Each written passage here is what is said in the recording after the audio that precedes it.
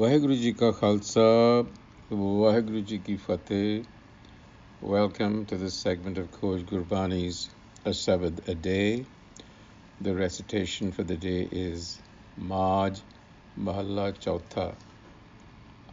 Aavo Bhaine Tusi Milo ਪਿਆਰੀਆਂ ਜੋ ਮੇਰਾ ਪ੍ਰੀਤਮ ਦੱਸੇ ਤਿਸ ਕੇ ਹਉ ਵਾਰੀਆਂ ਮਿਲ ਸਤ ਸੰਗਤ ਲੱਦਾ ਹਰ ਸੱਜਣ ਹਉ ਸਤਿਗੁਰ ਵਿਟੋ ਘੁਮਾਇਆ ਜੀਓ ਜਹ ਜਹ ਦੇਖਾਂ ਤਹ ਤਹ ਸੁਆਮੀ ਤੂੰ ਘਟ ਘਟ ਰਵਿਆ ਅੰਤਰ ਜਾਮੀ ਗੁਰਪੂਰੇ ਹਰ ਨਾਲ ਦਿਖਾਲਿਆ ਹਉ ਸਤਿਗੁਰ ਵਿਟੋ ਸਦਵਾਰਿਆ ਜੀਓ ਏਕੋ ਪਵਨ ਮਾਟੀ ਸਭ ਏਕਾ ਜੋਤ ਸਵਾਇਆ ਸਭ ਇੱਕਾ ਜੋਤ ਵਰਤੈ ਭਿੰਨ ਭਿੰਨ ਨਾ ਰਲੀ ਕਿਸੇ ਦੀ ਰਲਾਇਆ ਗੁਰ ਪ੍ਰਸਾਦੀ ਇਕ ਨਦਰੀ ਆਇਆ ਹਉ ਸਤਿਗੁਰ ਵਿਟੋ ਵਤਾਇਆ ਜੀਓ ਜਨ ਨਾਨਕ ਬੋਲੇ ਅੰਮ੍ਰਿਤ ਬਾਣੀ ਗੁਰ ਸਿੱਖਾਂ ਕੇ ਮਨ ਪਿਆਰੀ ਬਾਣੀ ਉਪਦੇਸ਼ ਕਰੇ ਗੁਰ ਸਤਿਗੁਰ ਪੂਰਾ ਗੁਰ ਸਤਿਗੁਰ ਪਰਉਪਕਾਰੀਆ JIO.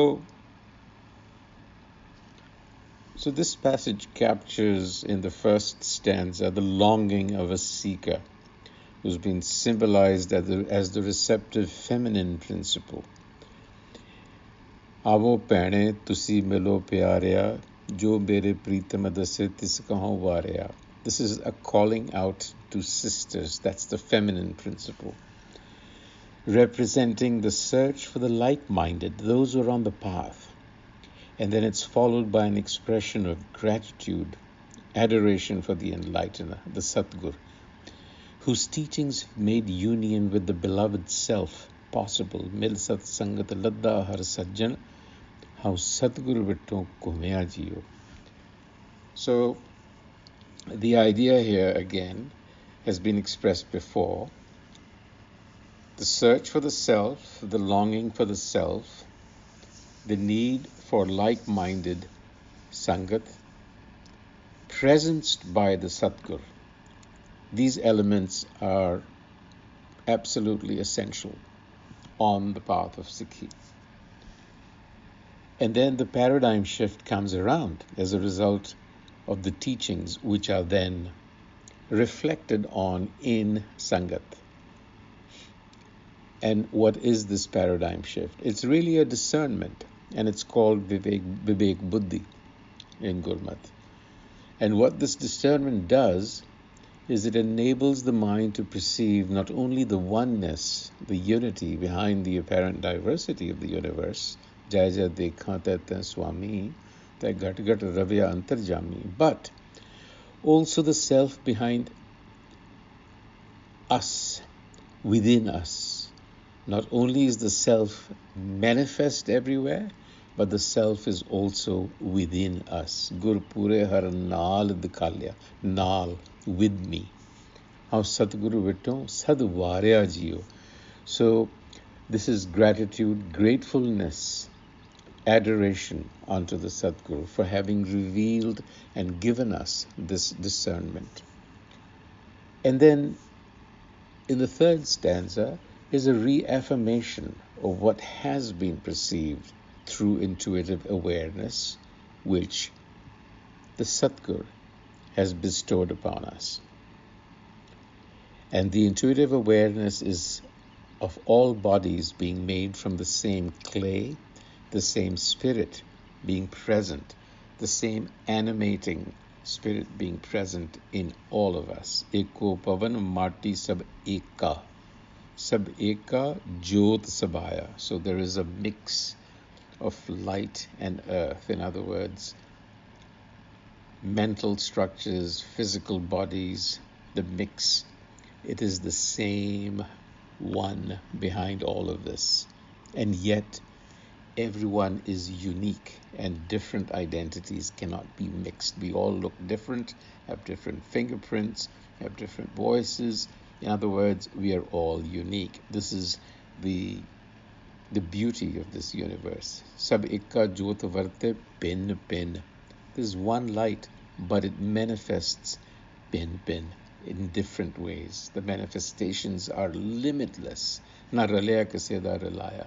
And they don't really mix with each other.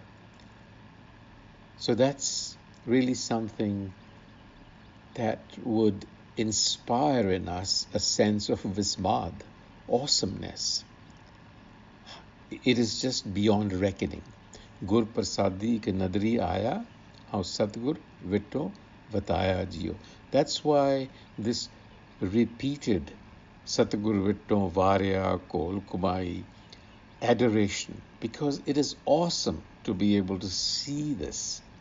We don't ordinarily understand this because we are the subject and the world is the object beyond that we are seeing. But here it is all coming together. And that's the awesomeness of the teachings. And so in conclusion, the fourth Nanak, Ramdas, he speaks as a Jan, which means a servant, or even one that is born out of the Satgur. What do servants do? They simply convey the message of the master. And the master here is the Satgur, which is the principle of knowledge. And this message is being conveyed to other learners, Gursikhs. And when they hear the message, when it is relayed to them, they find it appealing and receive it with grace and happiness. Jana Nanak bole Amrita Bani.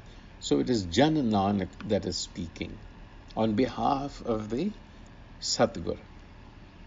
Amrita Bani, wisdom. Bani is something that is spoken, utterance. Gursikha ke man pyari pani. So it appeals to the Gursikhs. It is pleasing to the Gursikhs. Why? Because it shows them the way. Because the message is perfection.